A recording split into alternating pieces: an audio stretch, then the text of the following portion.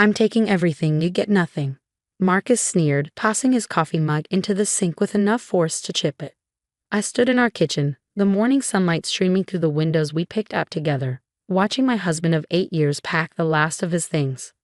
My name is Olivia, and at 35, I was witnessing the end of my marriage in real time. Marcus, once the loving man who promised to grow old with me, was now a stranger consumed by his midlife crisis and his new girlfriend, Amber. You're making a mistake, I said calmly, my voice steadier than I felt. We should handle this properly through lawyers. He laughed, that cruel, dismissive sound I'd grown familiar with over the past few months. Lawyers? Why? So you can try to take half of what I've built? I don't think so, Olivia. I've already emptied our joint accounts. Good luck proving what's yours and what's mine. I watched him swagger around our kitchen, his confidence fueled by what he thought was a brilliant plan.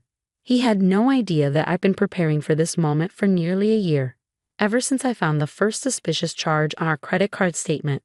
At least let's discuss this rationally. I attempted one last time, though I knew it was futile. Marcus was too far gone, too convinced of his own cleverness. There's nothing to discuss, he spat, checking his phone as another text from Amber lit up his screen. I'm moving in with Amber. She understands me, supports my dreams. Unlike you, who's been holding me back all these years. I thought about the promotion I turned down 3 years ago so he could take that job in Seattle. About the countless nights I'd stayed up helping him prepare presentations, the weekends spent networking with his colleagues, the dreams I'd put on hold to support his ambitions. Is that what you really think? I asked, maintaining my composure. That I held you back? Look at you, he gestured dismissively. Still so calm, so controlled. This is exactly why I'm leaving. You're like a robot, Olivia. No passion, no fire. Amber makes me feel alive. Ah, yes. Amber. The 24-year-old personal trainer who'd caught my husband's eye at his gym 6 months ago. Young, exciting Amber, who had no idea that Marcus had done this before, with his previous wife, 10 years ago. I see, I said, taking a sip of my coffee. And you're sure about this? About leaving without any formal separation or divorce agreement? Absolutely, he grinned, pulling his designer suitcase toward the door. You'll be hearing from me once I'm settled. Maybe I'll let you keep some furniture. As he reached for the door handle, I couldn't help but smile. You might want to rethink that, Marcus. He paused, turning back with an annoyed expression. What's that supposed to mean? Nothing, I shrugged. Just that actions have consequences. His face darkened. Is that a threat? Are you threatening me? Not at all. I'm simply stating a fact. You might want to check the actual balance of those accounts you emptied. For the first time that morning, uncertainty flickered across his face. He pulled out his phone, fingers flying across the screen as he checked his banking app. I watched as the color drained from his face. What? What did you do? He stammered. Me? Nothing. But it seems the bank has some concerns about recent unusual activity on our accounts. They might have frozen things temporarily. Standard procedure, you understand. You bid. Careful, I cut him off. You wouldn't want to add verbal abuse to the documentation, would you? He stormed out, slamming the door hard enough to rattle the windows. I waited until I heard his car screech out of the driveway before pulling out my own phone. Hello, Detective Morgan. Yes, he just left. Exactly as we predicted. Yes, I have the recordings and bank statements ready. And the footage from the security cameras? Perfect. 3 days, you said. I'll be ready. I hung up and walked to our home office, my office now, opening the safe hidden behind my collection of true crime novels, books Marcus had always mocked me for reading. I pulled out a thick file. Inside was a year's worth of evidence, bank statements showing his gradual siphoning of our accounts, photos of him and Amber taken by the PI I'd hired, records of the offshore account he thought I didn't know about, and most importantly, proof of his systematic embezzlement from his company's client accounts. Marcus thought he was so clever, so careful. He never realized that his first wife had contacted me 6 months ago, warning me that he'd done the same to her. By then, I'd already started gathering evidence, but her information helped me know exactly where to look. I sat down at my desk, opened my laptop, and began composing an email to his company's board of directors. In 3 days, Marcus's carefully constructed house of cards would come crashing down. But for now, I had work to do. The next 3 days passed in a blur of calculated moves and carefully orchestrated steps. Marcus's angry texts and voicemails piled up, each one more desperate than the last. Unfreeze the accounts, Olivia. You have no right to do this. I swear you'll regret this. I forwarded each message to Detective Morgan, adding to the growing pile of evidence. Meanwhile, Amber had taken to social media, posting about their perfect love story and how Marcus was escaping his toxic marriage. Each post was carefully documented and archived by my lawyer. On the morning of the third day, I sat in Detective Morgan's office, reviewing the final details. The stern-faced detective spread out the documents across her desk, nodding approvingly. The evidence is solid, she said, tapping a folder containing bank statements. Your husband's been embezzling money for years, using client accounts as his personal piggy bank. When did you first notice? I smiled faintly. The numbers never quite added up. Marcus thought because I was just a housewife, I wouldn't understand complex financial transactions. He forgot I used to work in forensic accounting. Detective Morgan raised an eyebrow. A fact he's about to regret overlooking. My phone buzzed. Another message from Marcus. Babe, let's talk about this. We can work something out. Call me. He's getting nervous, I observed. Has the board received my email? They're meeting right now, Detective Morgan confirmed. The evidence you provided about the embezzlement was comprehensive. The arrest warrant has been issued. We're moving in within the hour. I thought about Marcus and Amber, probably lounging in their luxury hotel suite, planning their future with money stolen from innocent clients. Money he'd moved through our joint accounts, thinking he was being clever by making me an unwitting accomplice. You know, Detective Morgan said, studying my face, most people in your situation would have just filed for divorce when they discovered the affair. I shook my head. This isn't about the affair. It's about justice. Those clients trusted him with their money. He betrayed that trust, just like he betrayed our marriage vows. My phone lit up with a call from an unknown number. Marcus's first wife, Diana. Olivia? Her familiar voice came through. It's happening. The board just fired him. My friend in HR said they're cooperating fully with the police. Thank you, Diana, I said softly, for everything, for warning me, for helping me understand his patterns. We both deserve better, she replied. I just wish I'd been brave enough to stop him sooner. After hanging up, I checked my email. The board had copied me on their formal statement. Marcus was being terminated for gross misconduct, and all clients would be notified of the ongoing investigation. Detective Morgan stood up, straightening her jacket. Ready?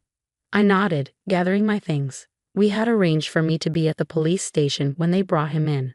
I wanted to see his face when he realized just how completely his plan had backfired. The drive to the station felt surreal. Through social media updates, I could track Marcus and Amber's last moments of freedom. She had just posted a poolside selfie with the caption, "Living our best life with my soulmate. #TrueLove, #New Beginnings. If only she knew." My phone rang again. Marcus. This time I answered. Olivia, please, he began, his voice urgent. Whatever you think you know, you're wrong. I can explain everything. Can you explain the $2.3 million missing from client accounts? I asked calmly, or the offshore transfers, or the fake investment reports. Silence. How did you? Goodbye, Marcus. I believe the police will be there soon.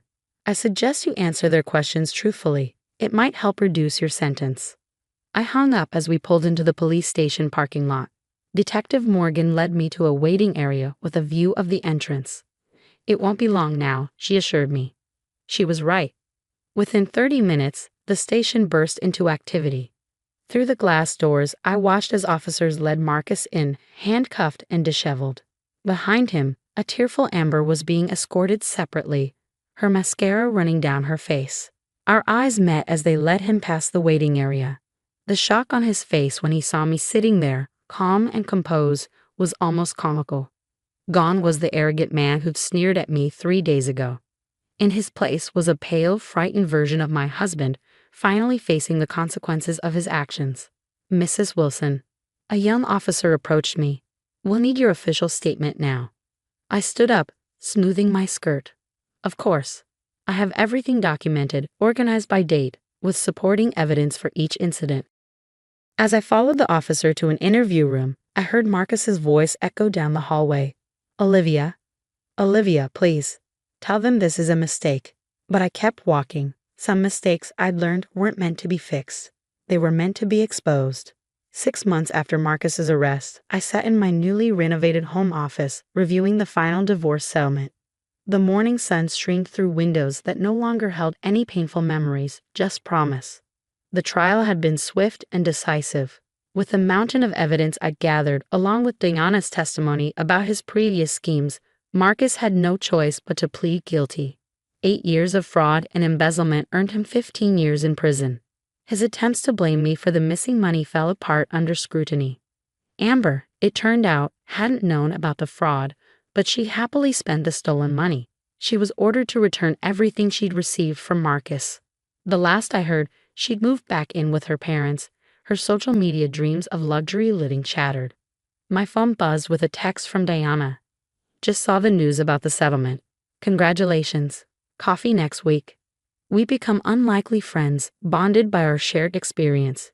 She'd rebuilt her life after Marcus, showing me it was possible to thrive after such betrayal. Now it was my turn. The doorbell rang, my lawyer arriving with the final paperwork. Everything's settled, she announced, spreading documents across my desk. The judge was particularly impressed with your documentation. The divorce is final, and you're completely cleared of any involvement in the fraud. Plus, since Marcus used joint accounts for his schemes, you're entitled to a significant portion of his legitimate assets. I signed where indicated, each stroke of the pen feeling like freedom. What about the restitution to the clients? The recovered funds have been returned.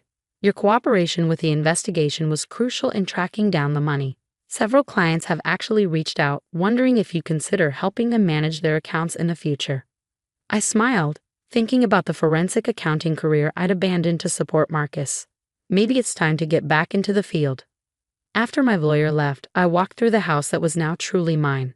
I'd redecorated, erasing traces of Marcus and creating a space that reflected who I was, not who he'd wanted me to be. The media had been fascinated by the case, the calculating fraudster, the young girlfriend, the wife who quietly gathered evidence for a year before bringing it all crashing down. They wanted interviews, book deals, TV appearances. I declined them all. This wasn't about fame or revenge, it was about justice. My phone rang. Detective Morgan. Just checking in, she said warmly. The DA wanted you to know that your case has inspired other fraud investigations. People are learning to pay attention to the warning signs. That makes it worth it, I replied. How's Marcus adjusting to prison? Not well, she chuckled. Apparently luxury jumpsuits aren't his style. He's still insisting you set him up. Of course he is. Marcus never could accept responsibility for his actions. After we hung up, I opened my laptop to find an email from Marcus's former company. They were offering me a position heading their new internal audit department. Apparently, my handling of Marcus's case had impressed the board. Life had a strange way of coming full circle. Marcus had always belittled my career aspirations, insisting I focus on supporting his dreams instead. Now his downfall had opened doors I thought were permanently closed. Diana's words from months ago echoed in my mind. We both deserved better. She was right. We deserved better than a man who viewed marriage as a convenience and wives as accessories to be upgraded when they became too knowing, too wise to his schemes. I picked up the framed news article on my desk, the one announcing Marcus's conviction. Not out of spite, but as a reminder that I was stronger than I'd known, smarter than he'd given me credit for, and capable of rebuilding my life on my own terms. Opening my calendar, I scheduled lunch with Diana for next week. Then I began drafting a response to the job offer. It was time to step back into the world of numbers and ledgers, this time using my skills to prevent others from being deceived as I had been. The setting sun cast long shadows across my office as I finished my workday. In the quiet of evening, I felt no regret, no lingering anger, just peace. Marcus had thought he was taking everything from me, but in trying to leave me with nothing, he'd actually given me the push I needed to reclaim everything. My career, my confidence, and my future. I closed my laptop and smiled. Sometimes the best revenge isn't plotting and scheming. It's simply making sure justice is served, and then moving forward to build a better life than you had before. Marcus thought he was writing the end of my story. Instead, he'd only written the end of his own.